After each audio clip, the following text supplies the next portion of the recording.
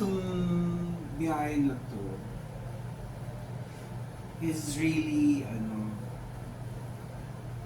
a sort of reunion. Hindi ito yung ibang biyahe papunta sa Cebu na, na-miss ko yung Cebu, tara, na-miss ko yung mami ko na kasama ko sa Cebu. So, parang gusto kong relived or at least ma-recapture yung mga ganon. Those are not hindi yun yung tipong reason ko ngayon to come here. Kasi ang Cebu, sa akin, dinadanan ko yan simula pa ng bata ko. Kasi yung brother ko dito nakatira, one of my brothers, the one that used to work for BPI. So pag yung mami ko gustong bumisita sa parents niya sa Negros, syempre gusto mo diretso ka straight, diba? Para hindi nakakapagod. Pero yung brother ko na yun na medyo pinakamamas boy sa lahat, mag-i-insist siya na dadaan sa Cebu kahit sandali lang. Ito naman si Elnora, hindi ko alam bakit yung mga moments na yun, hindi siya pwedeng mag-devote ng 1 or 2 nights. Ang guess ko kasi sa work, syempre may number of days ka lang na pwedeng mawala. Si Elnora was a nurse, so no work, no pay yun, diba? Mga nurses. So, hindi ka pwedeng matagal na mawawala. So, yung isang, memory ko na, kasi yung time na yon, kung wala kang budget for aeroplano, magbabarko ka from Manila to Cebu.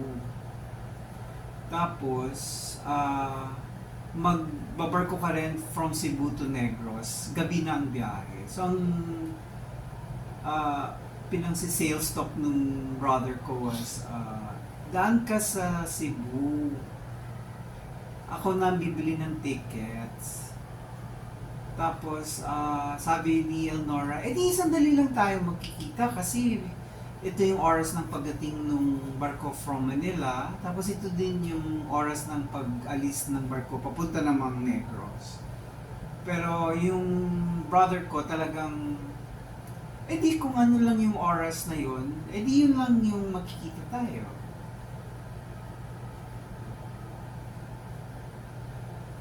So parang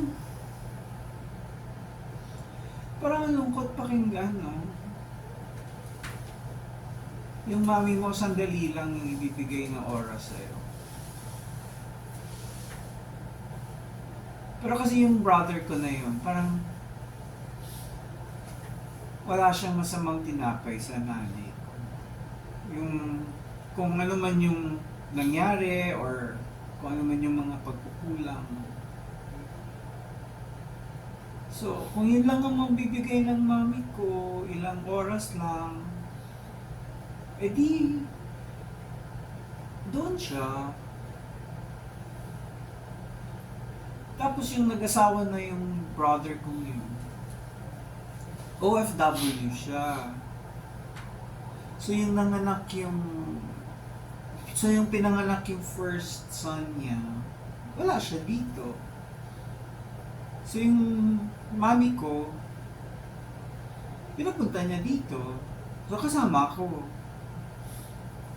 Para makita yung first anak niya. Tapos ganun din, may memory din ako ng pinanganak naman yung second anak, daughter naman. Dito din kami. Hindi ko lang ma-recall kung nandun kami sa mismong oras ng kapanganakan or a day or two after. Syempre yung panahon yun, parang mga telegrama lang, no? So, baka ano na yun, yung pumupunta kami dito yung mga after na ng mga anak. Kasi yung isa, may memory pa ako sa Chongwa Hospital. Tapos may memory pa ako yung kanta ng laging kinakanta sa taxi, sa jeepney, sa radio, yung "Nothing's gonna change my love for you. You ought to know by now how much I love you." Naiyak ako. Naiyak ako kasi syempre yung mga moments na yun, buhay pa yung mami ko. Tapos, dahil doon sa 2 instances na yun, associated ko yung Cebu sa place na where my mom was wanted. So, basta punta ka lang, daan ka, gusto kita makita, tapos yung dalawang nanganak, na punta ka doon para makita mo yung mga apo mo sa akin. So, kung minsan, pag namimiss ko si Elnora, mami ko yun, pupunta ako dito. Or dumadaan lang ako dito. Kasi, syempre, kung minsan sandali lang, kunyari mag-fly in ako dito. May instances na fly in ako dito, kinabukasan fly out. Lalo na yung nauso yung piece of flight, na ang piece of flight one way was 200. So, maka-piece of flight ka babalik, maybe another 200. Or kung hindi ka man maka-piece of flight, at mas taas sa 200, mas mura pa din than the regular fare. So, nagagawa ko yun. Tapos, pag bumibisito naman ako sa kamag-anakan sa Negros, hindi ako dumidiretso sa Negros ng flight. Bukod sa mahal ang diretso sa Negros ng flight,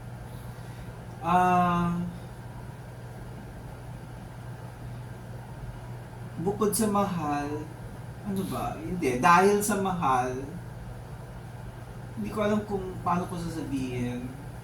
Kunyari, ang presyo kunyari lang 1,000 kunyari. Tapos, yun ang presyo sa pagdiretso Dumaguete kunyari. 1,000 kunyari lang. Pero yung 1,000 na yun, pag via Cebu ako, tapos magbabas ako, kakain ako, magbabarko ako, kasi syempre yung island, no, from dulo pag sinabi kong magbabas ako, from the city pupunta sa south ng Cebu, mga 3 hours to 4 hours. Tapos pagdating mo sa dulo ng Cebu, may pier doon na maliit, sasakay ka ng barko para makatawid papunta sa Negros. So, bilangin mo yung gastusin, aeroplano ka papuntang Cebu. Pagdating sa Cebu mo, magta-taxi ka po. In my case, pupunta ako sa Osmeña Circle, kakain ako doon. Tapos from there, magta-taxi ka uli papuntang bus station. Or kung maaga pa, lalakarin ko lang. Kasi pwede namang malakad kung hindi mainit. Ayaw mo mainit, hindi ka hassle sa init. Tapos from the south bus station, mga 3 hours or 4 hours na bus papunta sa dulo ng Cebu. Tapos doon, may 30 minutes sa barko. Malaking barko. Ano ba? Uso na ba yung Roro nun? Parang malaking bangka. Tapos, from there pa, magko-commute ka pa uli. Pupunta doon sa town ng mga kamag-anak ng mami ko. So, susumahin mo lahat yon, parang 1,000 din lang. Yung kunyaring pera nagagastos eh. So 1,000 na straight going to Dumaguete and 1,000 na gagawin ko yung long way. Lagi kong pinipili yung long way. Kasi makakadaan ako sa Cebu. Marirecapture ko yung nandito kami ng mami ko. So, kung minsan pag namimiss ko ang mami ko, gusto ko pumunta sa Cebu. Kahit wala ka namang papasyalan, kahit Quezon Circle lang, kahit yung neighborhood lang nung brother ko dati ang makita ko, happy ako. Matagal ng, ano ba? So yun. So parating ganun. Pero ngayon, nung pinunta ko kasi, may event, may nag-invite, punta kayo dito, ganyan. So kakaiba. So parang sabi ko, Friday ng umaga dito kami, Saturday, Sunday, puro full days yon. Kasi syempre yung Monday, yung mamaya, na lilipad na, hindi na counted yun, no?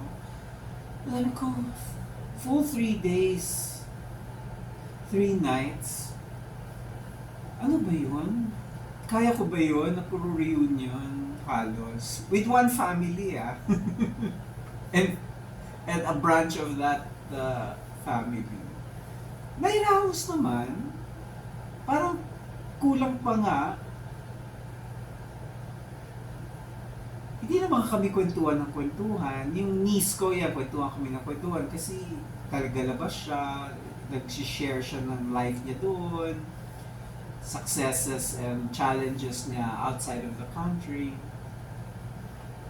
Pero yung iba, yung wala pang meaty na kwentuhan. Pero okay lang kasi gano'n naman parati, diba? Pag hindi kayo lagi nakikita, parang ano bang pag-uusapan natin?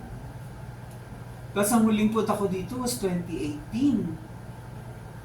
Birthday ng sister-in-law ko. Ngayon lang ako pumunta. At mantakin mo, before that, diba nag-COVID, tapos 5 years na lumipas. Ito pa lang ang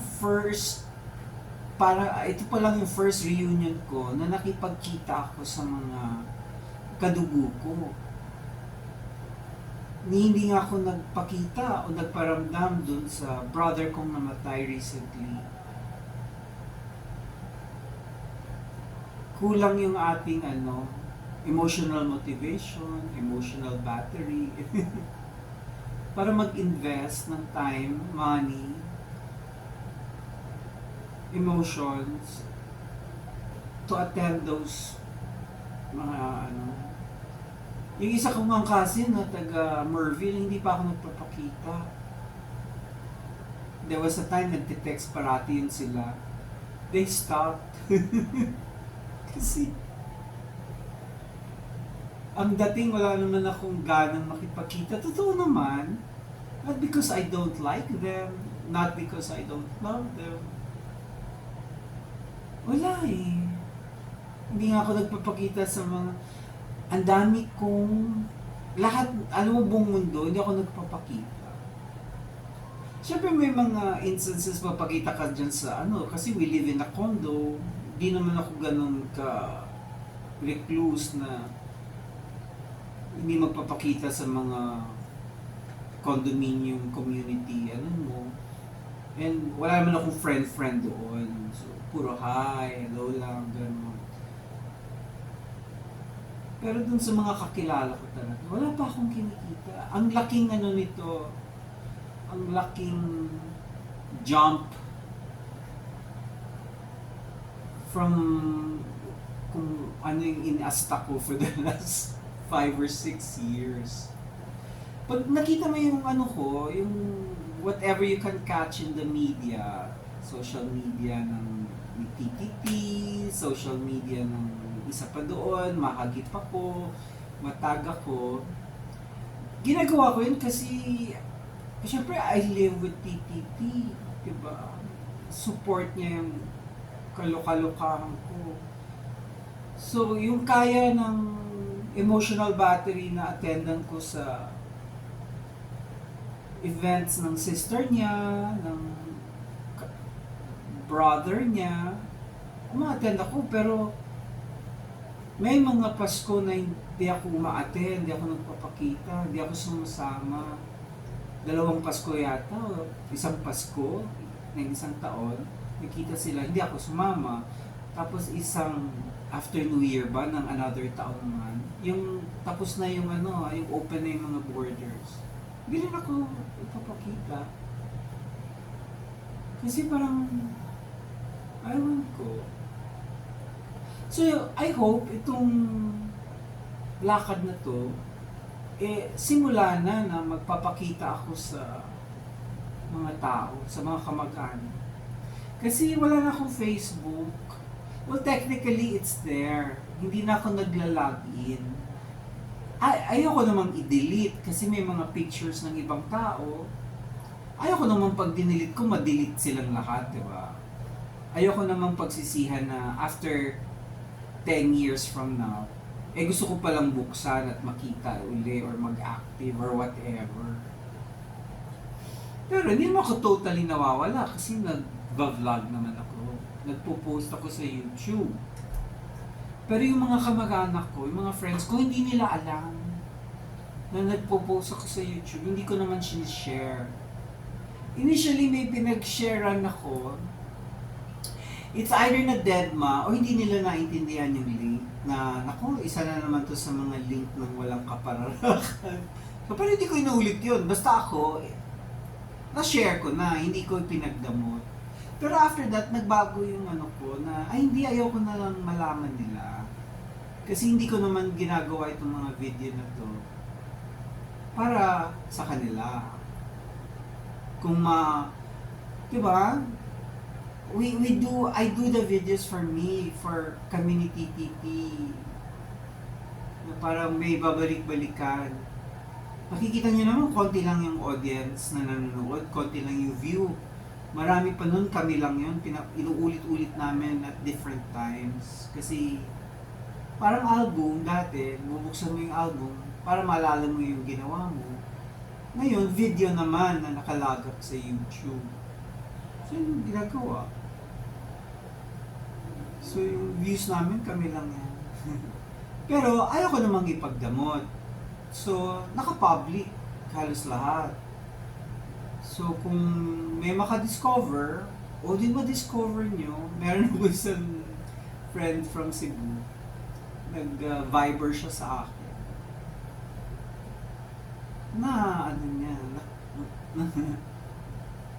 Na-discover niya may YouTube ako. Tapos sa YouTube ko, naka-off yung comments. Kasi ayokong magkipagkwentuhan. Diba? Although, pag ako nanonood ng mga YouTube ng iba, sikat or unknown, nagko-comment ako. Nag-share ako ng thoughts ko, or if I like or dislike, or yun. Pero sa sarili kong YouTube, wag na lang tayo magkwentuhan kasi baka ma-stress ako. Tapos baka hindi ko masagot agad. May ma-offend, may magtampo. Nakukuha na lang winawakal ko. Sasabihin ni TTT ay, anong ginawakal mo da? Bakit ba? Yung naglalaba, may naglalaba sa sa isang floor. Tapos na siyang naglabas na siya ng sampayan. Kasi talagang laba, ha? Hindi man lang washing machine. Nagkukusot siya. Ang taas-taas naman ng floor na to. Nasa 39th floor kami na Airbnb namin. So ito, 39, 38, 37, 36, 35, 34, 33, 32, 31, parang 29th floor siya. So, mainit naman ngayon. So, bago gumising ang buong Cebu, tuyo na yung mga nilabhan niya. Ang sarap lang ng summer, no? Mabilis matuyo yung nilabhan. Anyway, ang bilis lang, ng 3 days, 3 nights, nairaos din. So, parang podcast na lang ito kasi wala naman kayong makitang mukha ko kundi yung silhouette ko. Kasi hindi ko alam kung matutulog ako or ito, papanoorin ko na lang ang Cebu hanggang magbukang liwayway. At tatakbo na tayo kasi nakapaligo na ako, nakaimpake na kami. So, takbo na lang, diba? Sakay ng taxi. Or, ano ba? Dun sa kabila. Kasi dito view namin is the elevator lobby ng kabilang tower. Ayun, gabi na. May video pa ng view niya. Anyway, sana lagi kong magawa ito. Sana si Cebu Pacific, pwede ba? Gawin mo na lang 900 per flight. Para madali.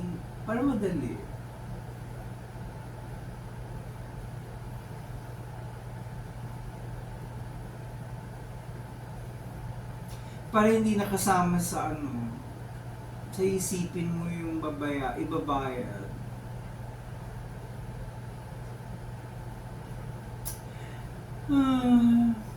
O baka manalo ako ng sweepstakes. May sweepstakes pa ba? Lotto. Baka makita ni Oprah na may video ko. Sabi niya, ang galing ng video niya, nagsasalita lang siya sa bintana. Padala natin ng Padala natin ng 250 million pesos. Magtayo ka ng foundation. Foundation to support your video endeavors. Tayo ka ng foundation, paswelduhan ka ng foundation hanggang mag-zero balance.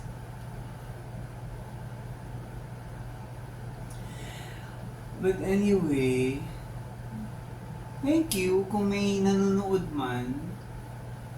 Yung 10 tao na laging nanonood. Yung 4 dun ako yun. At saka si TTT. So yung 6 na yan, thank you. Pero hindi nyo naman kailangan manood. Pero kung may naaliw kayo, may nakukuha kayo, or nasasamahan ko kayo sa kalungkutan nyo, hindi ka nag-iisa. Malungkot din ako.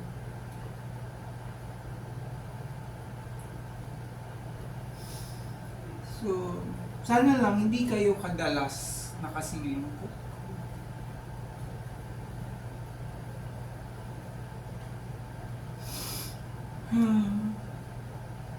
Bye, Cebu. I hope we'll see you again.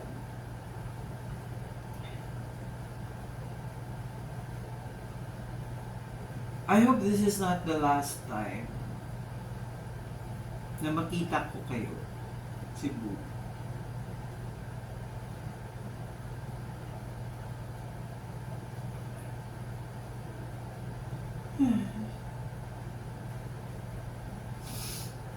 Bye everyone. Patayin na natin to. Tutulog na si Titi.